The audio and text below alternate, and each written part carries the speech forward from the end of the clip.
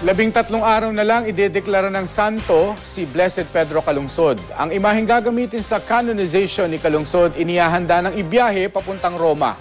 May isa namang Cebuanong nagkwento ng paghihimala umano ng biyato sa kanya.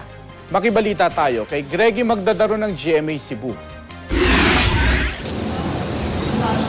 Ayon sa Simbahang Katolika, ang kaso ng isang may sakit na pinagaling ng himala ni Beato Pedro Calungsod ang naging basehan ng simbahan para itanghal siyang santo sa darating na October 21 sa Roma. Pero hanggang ngayon, hindi pa tinutukoy ng simbahan kung sino ang pinagaling na himala ni Calungsod.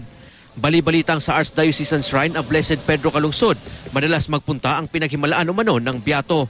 Pinuntahan ng news team ang lugar pero bigo kaming makita siya. Sa halip, nakita namin si Felicitas Castro na nagdarasal sa harap ng bagong imahen ng Beato. Ayon kay Felicitas, na-diagnose siya ng doktor na 90% mabubulag dahil sa blood clot sa kanyang mata. Duha ka doktor man to nag-ingon niya. Mao to nga wala na lang nako gikuan kung unsa ihatag sa Ginoo dawaton ra niya mao to. Pero ngayon, maayos na raw ang kanyang paningin. Dahil daw ito sa paghingi niya ng tulong kay Beato Pedro. Dili lang gid sila mawadan og kanang hope kay binsaon sa atong pangayoon bisag asa nga kuan sa Santos makahatag gid nato labi pa ni Pedro Calungsod. Ayon kay Father Charles Jaime, ang kustodya ng official image ni Blessed Pedro Calungsod, hindi basta-basta ang pagdideklara ng simbahan sa isang milagro.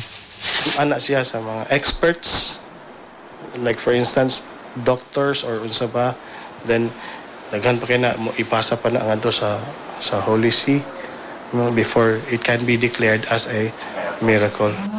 Ipinakita naman sa GMA News ni Father Charles ang paglalagyan ng imahe ni Blessed Pedro Calungsod kapag ibinyahin na ito papuntang Roma sa October 16. Kwento pa ni Father Charles, ituturing isang pasahero ang rebulto dahil may sariling upuan ito sa eroplano. Mula Cathedral, isang motorcade ang gagawin papuntang airport bago ito dalhin sa Roma para sa canonization. Greggy Magdadaro, Nagbabalita, Pilipinas.